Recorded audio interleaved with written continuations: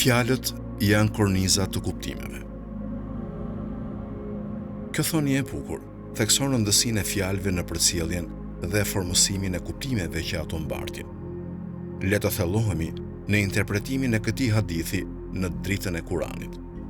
Imam Aliu thekson se fjalët nuk janë thjesht tinguj ose simbole arbitrare, por përkundrazi, ato zotërojnë fuqinë për t'i dhënë formë dhe për ta formësuar kuptimin që mbartin. Kjo do të thotë se zgjedhja e fjalëve është thelbësore për të përcjellë sakt mesazhin tonë të synuar dhe për të ndikuar në të kuptuarit e të tjerëve. Kurani ofron shembuj të shumtë që mbështesin urtësinë e thellë të kësaj thënie. Allahu në surën Ibrahim, ajeti 24, thotë: "A nuk e ke parë se si Zoti jep shembull, fjala e mirë është si një pemë e mirë me rrënjë të fortë dhe degët e saj në qiell." Ky ajet ilustron bukur fuqinë transformuese të fjalëve, ashtu si një fjalë e mirë mund të sjellë ndryshime pozitive dhe rritje, një fjalë e keqe mund të ketë efekte të dëmshme. Për më tepër, në surën Nahl, ajeti 125, Allahu e udhëzon profetin Muhammed që t'i ftojë njerëzit në rrugën e Islamit me urtësi dhe predikim të bukur. Fto në rrugën e Zotit tënd me urtësi dhe këshilla të bukura dhe polemizo me ta në mënyrën më të mirë. Ky ajet thekson rëndësinë e zgjedhjes së fjalëve të dukura dhe përdorimit të tyre me urtësi për të përcjellë në mënyrë efektive mesazhin e Islamit.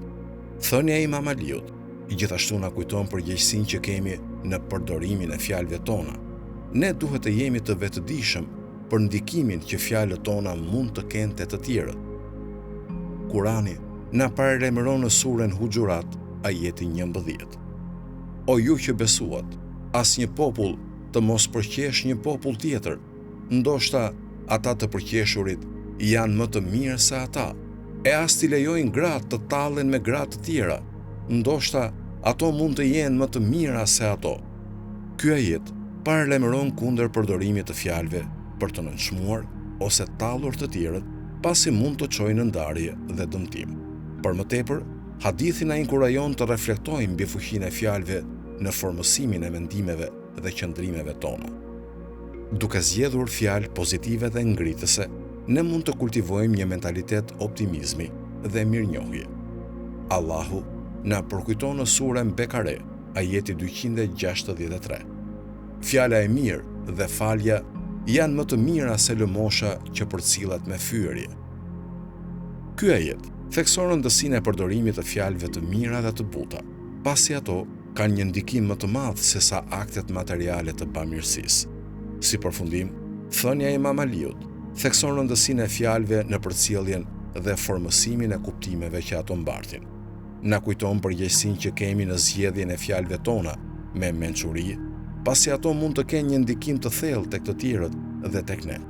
Le të përpiqemi të përdorim fjalët tona në një mënyrë që pasqyron mësimet e Islamit dhe promovon unitetin, mirëkuptimin dhe pozitivitetin midis të gjithë muslimanëve.